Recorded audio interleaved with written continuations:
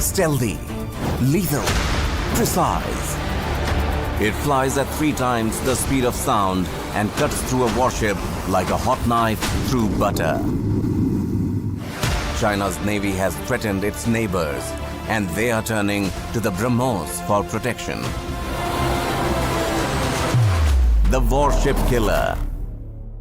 This and more streaming on world's first news OTT, News9 Plus. Download now.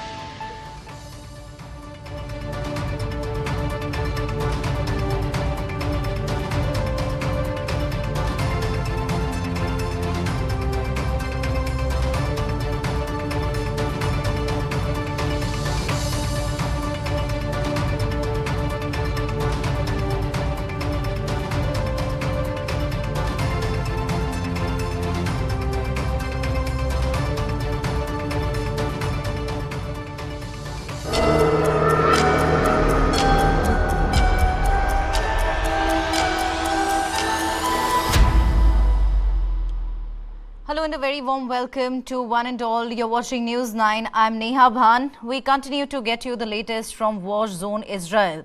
Today marks day 22 since Israel suffered potentially the worst attack in its brief history as a nation. Hamas carried out deadly attacks on southern Israel on the 7th of October. Here's the latest update from the war front. Israeli forces expand Gaza operations. The Israeli forces have announced that its air and ground forces are stepping up their operation in the Gaza Strip. UN Assembly has passed resolution calling for humanitarian truce. India has abstained from UN vote on Israel. US has carried out, fresh attacks on fresh strikes in Syria. US leadership claims it is carrying out strikes against Iran, affiliated groups in self-defense. No negotiation taking place with Israel. That's what Hamas has claimed. Palestinian death toll has crossed 7,000. Gaza faces near total communication blockade. Let's just quickly give you a recap of what exactly has been happening. Today is day 22 of the Israel-Hamas war. UN Assembly has passed a resolution calling for humanitarian truce. India has abstained from UN vote on Israel. India also supported a failed Western resolution on the war. US has carried out strikes in Syria. The United States leadership claims that it is carrying out strikes against Iran-affiliated groups in self-defense.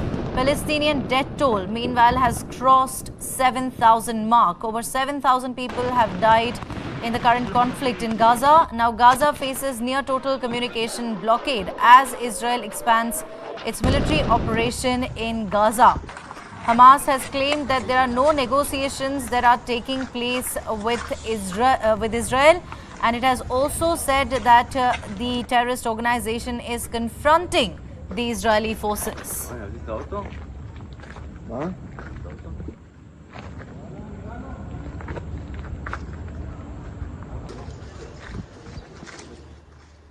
Now let's get you the big update from Gaza. While a full ground invasion of Gaza is still expected, the Israeli Defense Forces meanwhile have stepped up their operations in preparation. Experts say that these shaping operations will facilitate a much larger military incursion into the state. There are indications that Israel is indeed preparing for a full-blown ground invasion.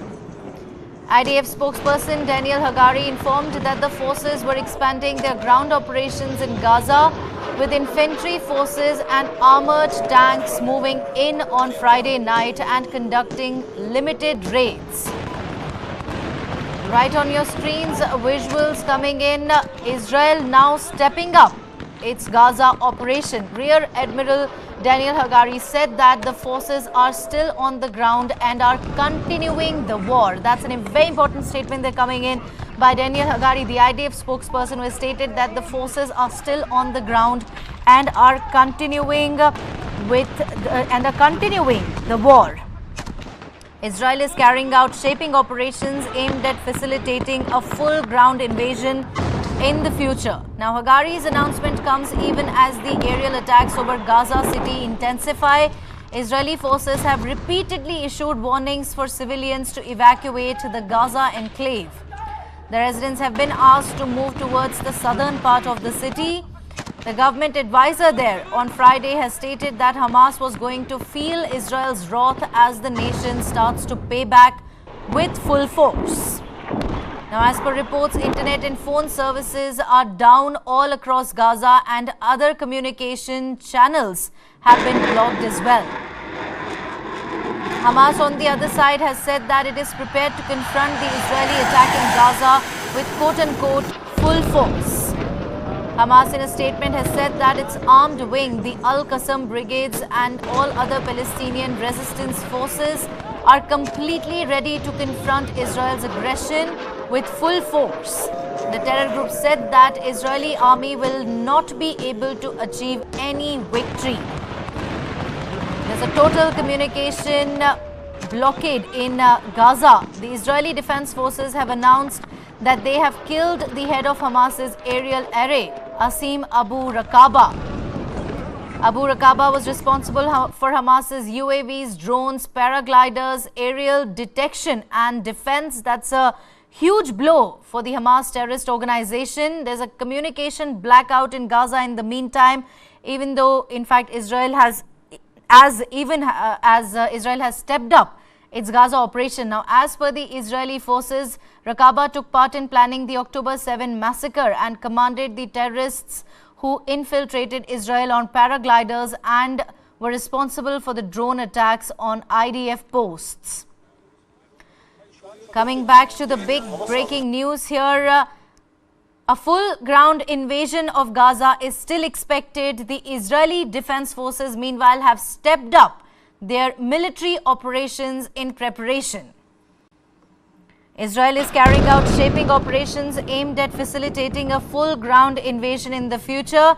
Now, these involve limited ground incursions into Gaza, utilizing troops backed up by armored vehicles and air support to make rapid-fire assaults on supposed Hamas positions. IDF spokesperson Daniel Hagari informed that the forces were expanding their ground operations in Gaza, with infantry forces and armored tanks moving in on Friday night and conducting limited raids. Listen in. בשעות האחרונות הגברנו את התקיפות בעזה. חיל האוויר תוקף באופן נרחב מטרות תת-קרקע ותשתיות טרור, באופן משמעותי מאוד. בהמשך לפעילות ההתקפית שביצענו בימים האחרונים, כוחות היבשה מרחיבים את הפעילות הקרקעית הערב. צה"ל פועל באופן עוצמתי בכל הממדים על מנת להביא למימוש מטרות המלחמה. בהמשך לפעילות... Following the series of strikes of the last days, the ground forces are extending the ground operation. Now, Daniel Hagari there also has said that the forces are still on the ground and are continuing the war. We'll continue to get you the latest. Meanwhile, on Saturday, the Israeli Defense Forces claimed that Shifa Hospital, the largest hospital in the Gaza Strip, which serves as the main operational base for the Hamas terror group. The IDF provided visuals and intercepted audio as evidence of Hamas's activities. IDF spokesperson Rear Admiral Daniel Hagari, during a media briefing, stated that Hamas has many underground complexes beneath Shifa Hospital, which are used by the terror group's leaders to direct attacks against Israel. Hagari asserted that Israel has intelligence regarding several tunnels leading to the underground base from outside the hospital, allowing Hamas terrorists to operate from the exterior without entering the hospital. However, Hagari also claimed that there is one entrance from within one of the hospital's wards leading to the Hamas base. Now, right now, terrorists move freely in Shifa Hospital and other hospitals in Gaza. That's a big claim there made by IDF spokesperson Rear Admiral Daniel Hagari. Hamas, on the other side, has denied the claims and said that it uses the operational base for military purposes. That's the claim that's been denied by Hamas. And this, in fact, was alleged by the Israeli Defense Forces, which claimed that Shifa Hospital, the largest hospital in the Gaza Strip, serves as the main operational base for the Hamas terror group.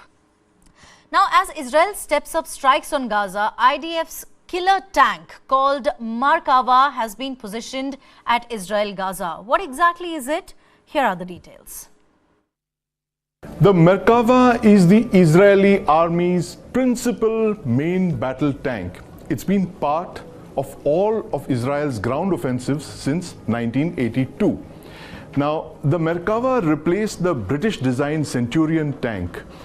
Interestingly, the Indian Army also used the Centurion for over 4 decades. The Merkava replaced the British-designed Centurion tank. Now, interestingly, the Indian Army also used the Centurion for over 4 decades. It was called the Vijayanta. This tank was retired in the late 1990s. Now, the Merkava has been in service for over 4 decades in the Israeli military. It's gone from Mark 1 to Mark 5 in the last 4 decades. The Mark 4 tank that you see here is one of the most commonly deployed variants. Now, the tank has a crew of 4 persons and a total weight of 65 tons. To give you an idea of how much that weighs, the Arjun Mark II MBT has a weight of 68 tons. Now let's look at the Merkava's capabilities in the triangle of firepower, protection and mobility. Now the tank has a 1500 horsepower engine, and the interesting part about that is the engine is located in the forward part of the tank as opposed to the rear. This engine also affords protection to the crew when it's mounted in the front. It drives the tank to a speed of about 65 kilometers on the road. Now the tank has a 120 mm main gun which can fire a variety of ammunition, high explosive anti-tank, support rounds like APFSDS and kinetic energy penetrators. It also has a 12.7 mm heavy machine gun in the front to shoot at other vehicles, lightly armored vehicles and fortifications. It's bristling with these MMGs. It's got 3 of these 7.62 mm MMGs on the turret, and the tank is protected by composite sloped armor. But the interesting part about this is a very unique Israeli invention called the Trophy self-protection system. It's a active protection system, which means that it fires small projectiles to protect the tank from rocket propelled grenades that are coming in to attack the tank. And this very unique system, it affords an additional layer of protection to this tank. Now, another unique feature of this tank is that it can carry 6 soldiers at the rear. This is very unique because normally main battle tanks don't carry infantry, but this is extremely useful for the Israeli military because when you're fighting in urban combat, you can carry soldiers in as well in protection inside a main battle tank. If the Israeli military moves into Gaza, as it will in the next couple of days, the Merkava is likely to be at the forefront of the fighting. Now, protests are taking place in the West Bank as Israel escalates actions. Israeli military spokesperson confirms increased air and ground operations in Gaza with reports of intense bombardments. A local telecoms firm and the Red Crescent said that internet and mobile phone services were cut off in the Palestinian territory, and the Air Force is conducting extensive strikes on tunnels and other infrastructure.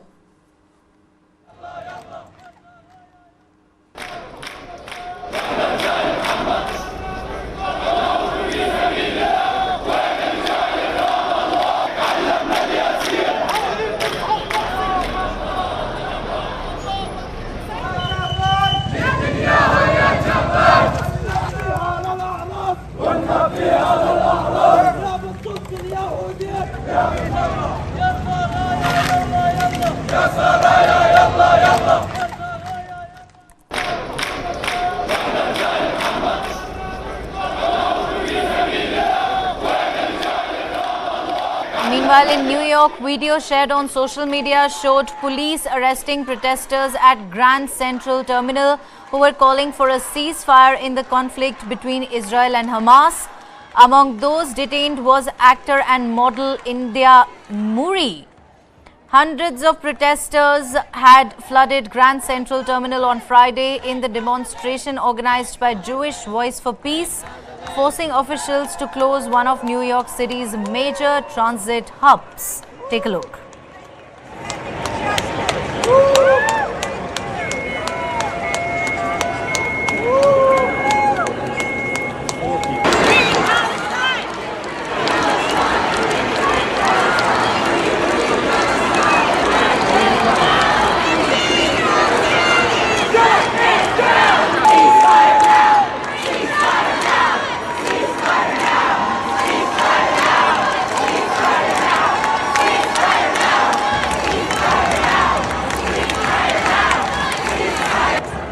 Hundreds of protesters were arrested after a sit-in on the main, concourse of New York's Grand Central Station. This is the city's major transport hubs, one of the city's major transport hubs.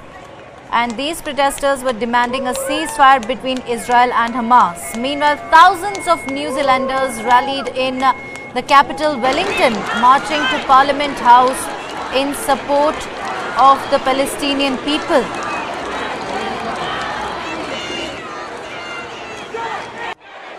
Those who attended the rally held placards reading "Free Palestine" and Palestinian flags while chanting. Take a look.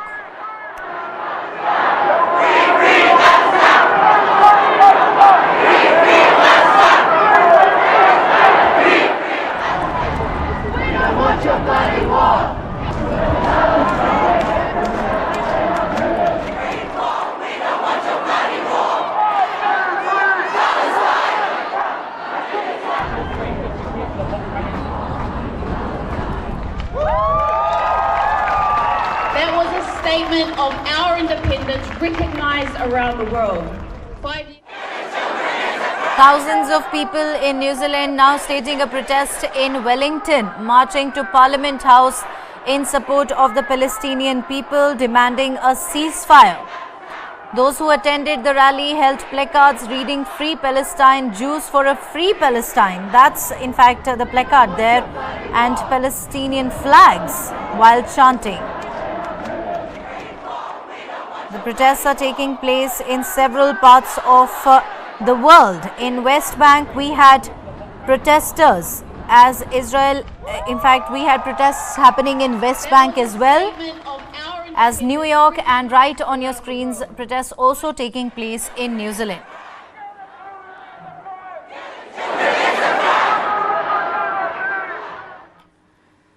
Meanwhile, Turkey's president says Israel must stop madness and end Gaza strikes. He posted on X, formerly Twitter, and called on people to attend a rally in support of Palestine at Istanbul.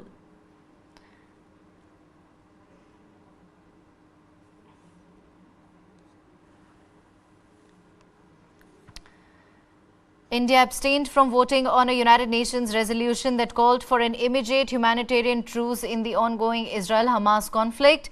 The resolution, drafted by Jordan, also sought unhindered humanitarian access to the Gaza Strip, but did not mention Hamas.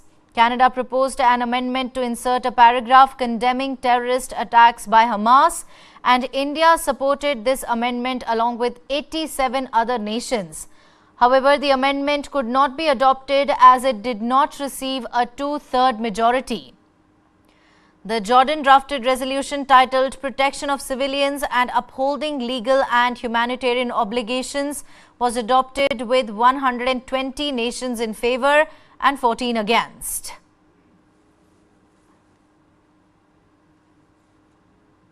On 7th October were shocking and deserve condemnation.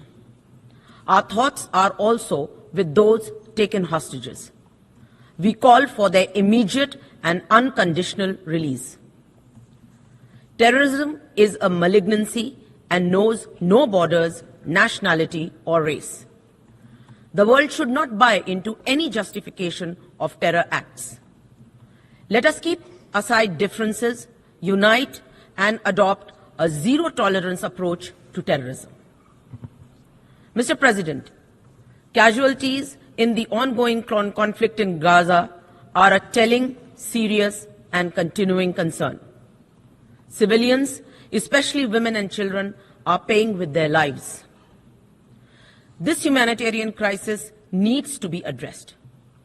We welcome the international community's de-escalation efforts and delivery of humanitarian assistance to the people of Gaza.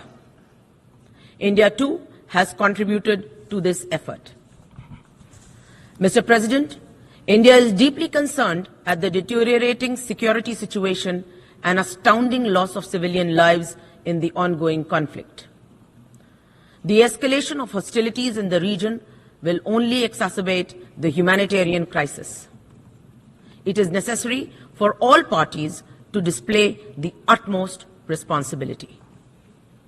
Mr. President, India has always supported a negotiated two-state solution to the Israel-Palestine issue, leading to the establishment of a sovereign, independent, and viable state of Palestine, living within secure and recognized borders, side by side in peace with Israel.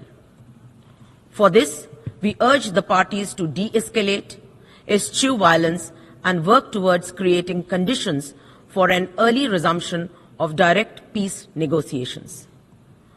We hope that the deliberations of this Assembly will send a clear message against terror and violence and expand prospects for diplomacy and dialogue while addressing the humanitarian crisis that confronts us. I thank you. We are grateful to all the countries that voted in support of the draft resolution tabled by Jordan and co-sponsored by 46 countries, expressing by an overwhelming majority support for this unequivocal call for an immediate humanitarian truce, for a halt to all attacks on civilians, for the protection of civilians, for compliance with international law, including humanitarian and human rights law, including the release of all civilians held captive, and has called for immediate and unimpeded humanitarian assistance that is so desperately needed by our people in the Gaza Strip. We are one in seeking an end to the killing, the trauma and terror, the destruction. This, of course, is not something that the representative of the occupying power will ever understand. He still comes here to this world body after it has clearly spoken and said, enough bullying and inciting, trying to force everyone to accept their twisted criminal definition of the self-defense, i.e. to massacre civilians and destroy a people. Now, as the military operations in Gaza continue, there is a worsening humanitarian crisis which is unfolding in the coastal enclave. The United Nations has said that it was concerned that war crimes were being committed on both sides of the conflict. UN Human Rights spokesperson Ravina Shamdasani, in a statement on Friday, said that the UN was concerned about the collective punishment being inflicted on Gazans in response to the atrocious attacks by Hamas on the 7th of October. The United Nations Relief and Works Agency, UNRWA chief, also warned at a news conference on Friday that basic services in Gaza are crumbling, with medicine, food and water running out. The International Committee of the Red Cross informed that medics had entered Gaza for the first time since the outbreak of the war. Medical staff persons have passed through the Rafah border crossing along with trucks carrying medicines and other relief materials. Leaders of the European Union have unanimously called for humanitarian corridors and also for a humanitarian pause in the strikes. The UN General Assembly, in fact, has passed a resolution calling for a humanitarian truce, with the United States and Israel leading 14 countries in voting against the measure. This included India as well. An official declaration is to be issued in this regard as the two-day EU summit ended in Brussels on Friday. Do remember that it was just a week ago that Israel allowed aid to enter the Rafah crossing and reach the distraught people of Gaza. Gazans continue to maintain that it is not enough, but something is better than nothing. The infrastructure, the medical facilities is crumbling rapidly in Gaza. Hospitals are running dangerously low on medical supplies. A never-seen-before humanitarian crisis unfolding in the Gaza Strip. The United States has said that it was concerned that the war crimes were committed on both sides of the conflict. UN human rights spokesperson in a statement also said that the UN was concerned about the collective punishment being inflicted on Gazans in response to the atrocious attacks by Hamas. Do remember that Hamas carried out a deadly attack against southern Israel on the 7th of October, killing about 1,400 Israelis and taking about 212 people as hostages. Now, Israel has since vowed to retaliate and teach Hamas a befitting lesson.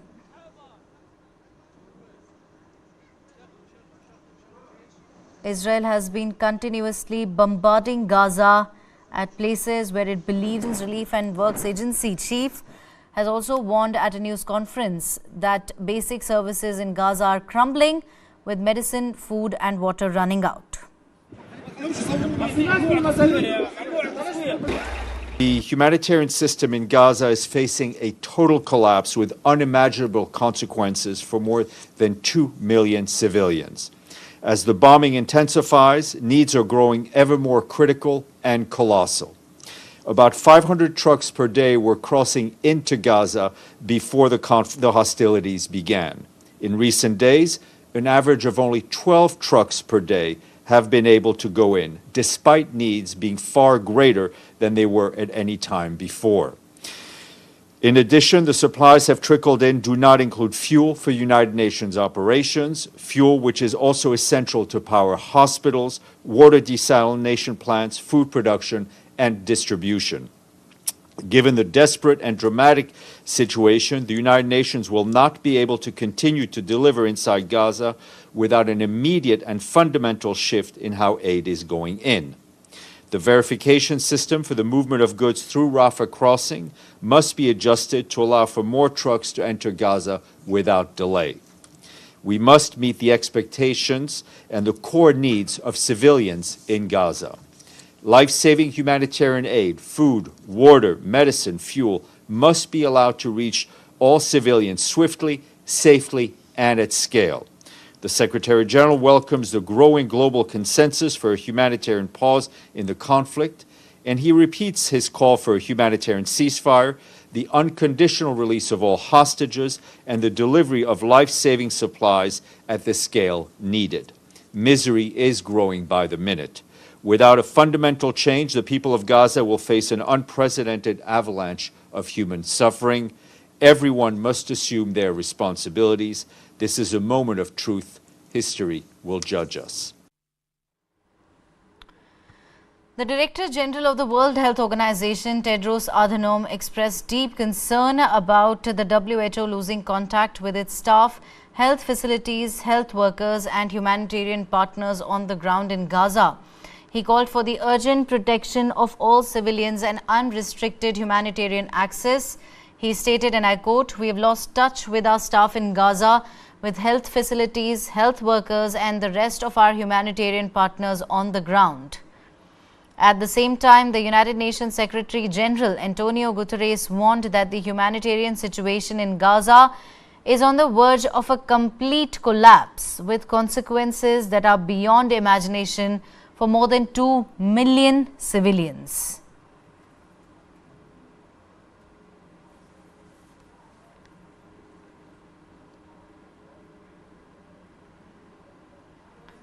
On the 7th of October, Kibbutz Barry became one of the first Israeli communities targeted by Hamas terrorists. It's been over 2 weeks now and dozens of residents remain missing. Shockingly, authorities are yet to identify all the bodies. Security is tight in Kibbutz Barry today. But at dawn on the morning of October 7th, the army was nowhere to be seen. The more than 1,000 people living here were among the first to be attacked by Hamas fighters. They roamed the kibbutz for hours, firing machine guns, grenades, rocket launchers. The Hamas-led terrorists moved from house to house over hours, killing civilians or taking them hostage. Today, this kibbutz is deserted. All what's left are burnt, destroyed houses and a community in ruins. The Israeli authorities want the world to see this and hear from people who were there. They burned the house on them, smoke them out. And when they finally opened the doors because they couldn't breathe anymore, they decided who's to live, who's to die. Rami Gold was part of a small group defending the kibbutz. He said they fired till they ran out of bullets. And I got to tell you that story because 2 angels came. 2 people from reserve soldiers. I have no idea where they came from. Came to us, gave us ammunition and a cell phone so we can call our families to tell them we're okay. And we kept on going, kept on fighting until it was dark, till the army arrived. When the fighting stopped, emergency responders looking for survivors found scenes of horror. She was butchered open, the stomach was... Small children, a boy and a girl, hands tied to the back and tortured. And I'll say tortured now, yes, I'll say it. The father was without an eye. They took out his eye. The mother a breast was cut off.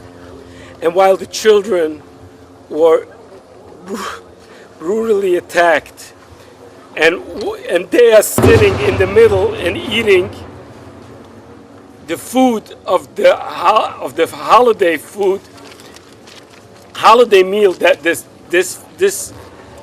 this family was supposed to eat. Physical evidence of what happened at places around the country arrives here at a makeshift morgue in central Israel.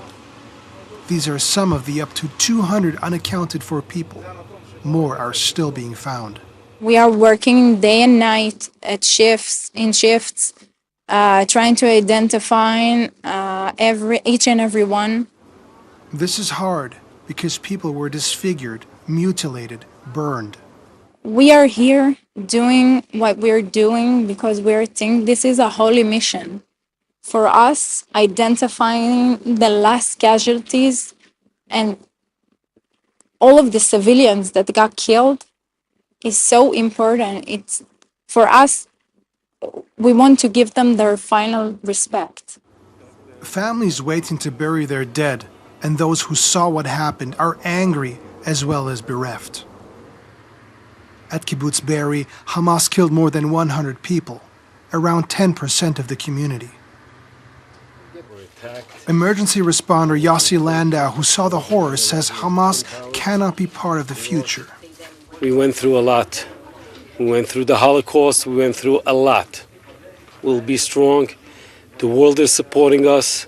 Yes, we want the peace. It's a very important thing, the peace. Yes, but not with Hamas. Peace seems a faraway prospect, here in the ruins of Kibbutz Barry.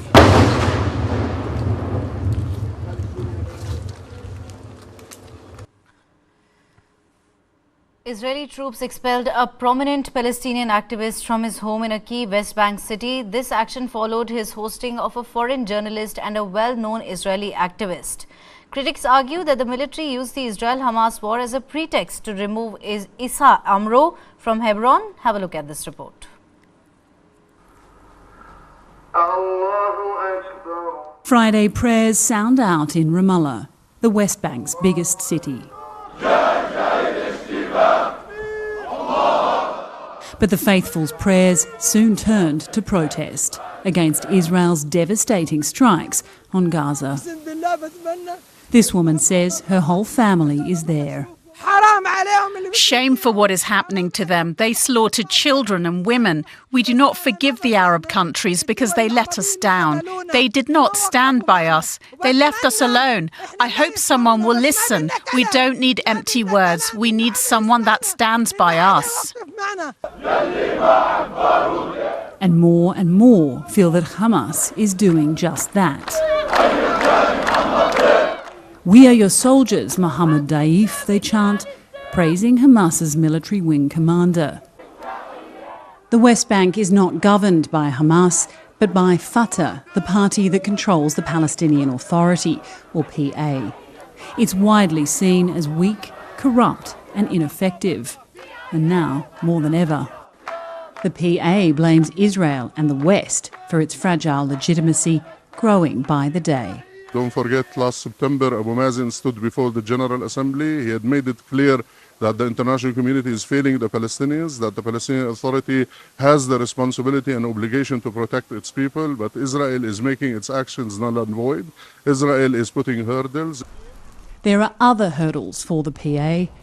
In the 2 weeks since Hamas's attack on Israel, here in the West Bank, at least 80 people have been killed in confrontations with Israeli forces and armed Jewish settlers. On Thursday, an Israeli raid and airstrike on a refugee camp in the region killed 13 people, including 5 children. Anger here is growing. This group of protesters may be small, but it's enough for the Israeli military to take strong action. Up on the hilltop you can see Israeli snipers. They've been shooting live rounds of ammunition to these protesters who've been burning tyres and throwing stones. So far the paramedics say 7 people have been shot, including one of their own. The West Bank is not a major focus of the Israeli military response for now. But with the public losing even more faith in the Palestinian Authority and support for Hamas apparently growing, there is a fear here that that could soon change. Now, the US military carried out strikes against 2 facilities in Syria used by Iran's Islamic Revolutionary Group Guard Corps and groups in fact it backs. And the Pentagon, that's what the Pentagon said in response to a spate of attacks against US forces in both Iraq and Syria. Take a look at this full report.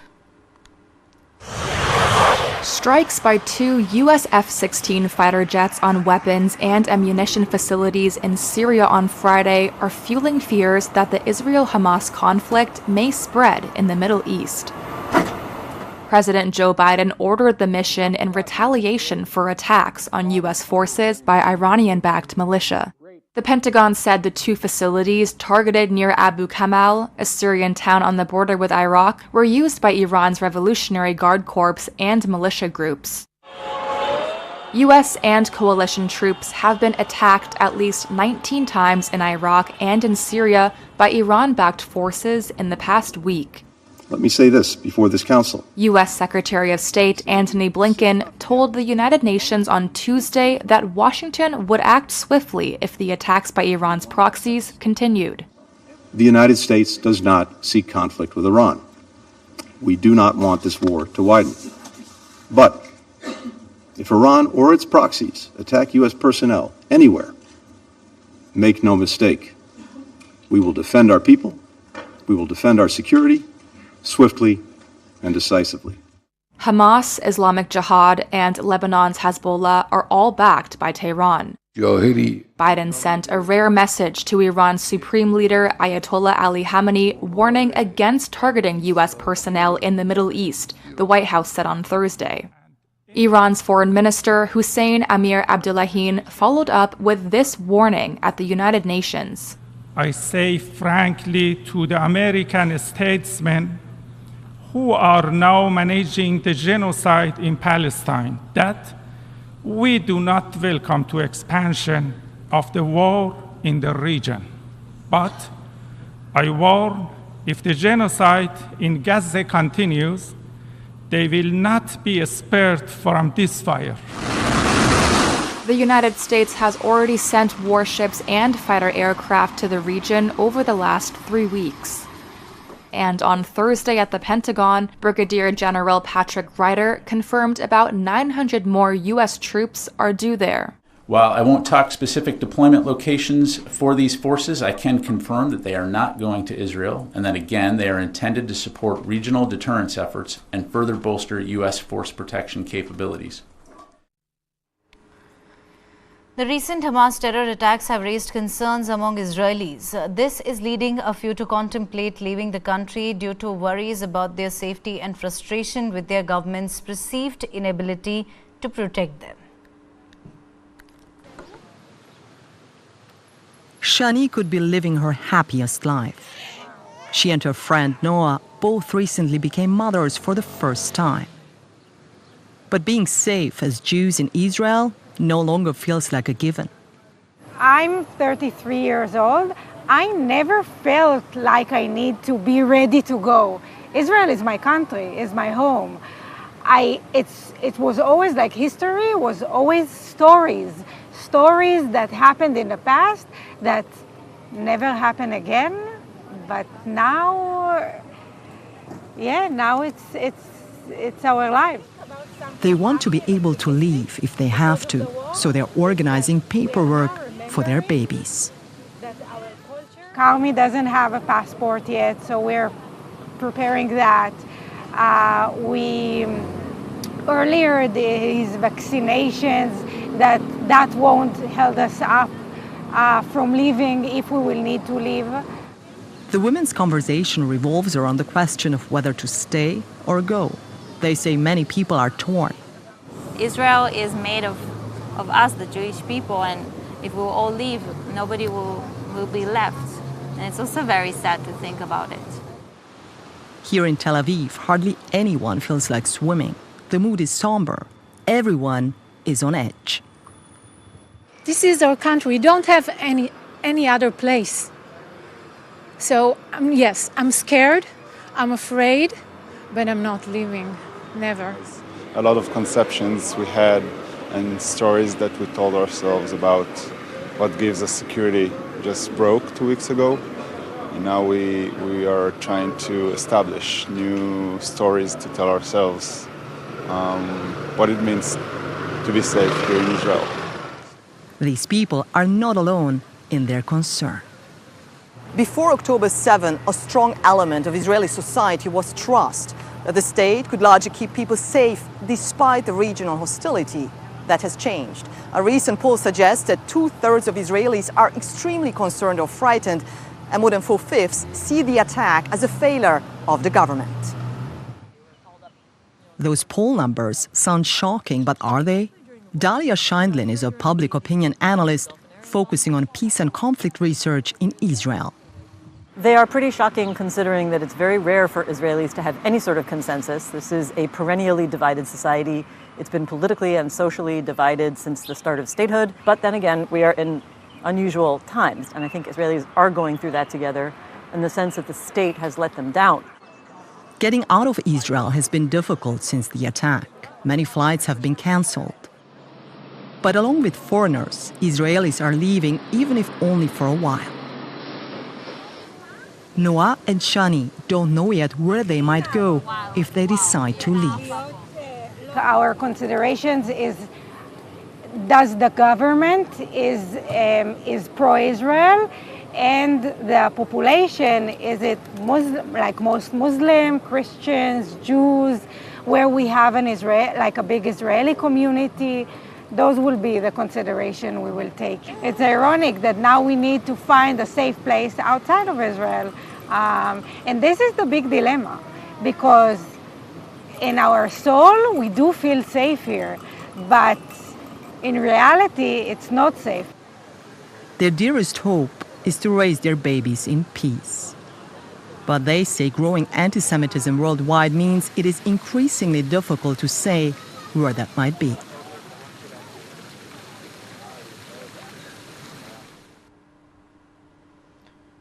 Cryptocurrency's role in terrorist financing and funding terrorist groups has come under renewed scrutiny following the deadly attack in Israel. Here's a report. Take a look. there has been a lot of focus on how crypto is used to fund terrorist organizations and militant groups. So since the Palestinian militant group Hamas launched an attack on Israel at the start of October, the role of crypto in funding militant groups and terror organizations has really come into the spotlight. Hamas itself has been known to raise money via cryptocurrencies. Over the past few weeks, the Israelis have frozen several cryptocurrency wallets it said were linked to Hamas. Many people say that crypto is an extremely useful tool for these kind of organizations. It's largely anonymous. The money that anyone sends over the blockchain, that's the technology that underpins cryptocurrency, is usually just identified by a string of letters and numbers. It's difficult to track, and this means that for militant groups or terrorists seeking to raise money, crypto has become a very popular tool. Now, it's not completely anonymous. Cryptocurrency companies, that means exchanges, as well as law enforcement organizations, can actually work out who is sending the money, but it takes a bit of work for them to do that. The United Nations official said in 2022 that about 5% of terror attacks were considered to be financed by cryptocurrencies. A variety of cryptocurrencies are known to be used by terrorist groups and militant groups to raise funds. That said, while Bitcoin is popular, stablecoins, that's a type of cryptocurrency that's designed to keep a very steady value, have become more popular in recent years. There are also a number of other sources that these groups use to raise funds. That's anything from charities, shell companies, investments overseas to also raise funds. So crypto is definitely part of the mix, but it's very difficult to say exactly what proportion. That's all we have in this edition of the Bulletin. Thank you very much for watching. Have a great weekend ahead. This is me, Neha, saying goodbye.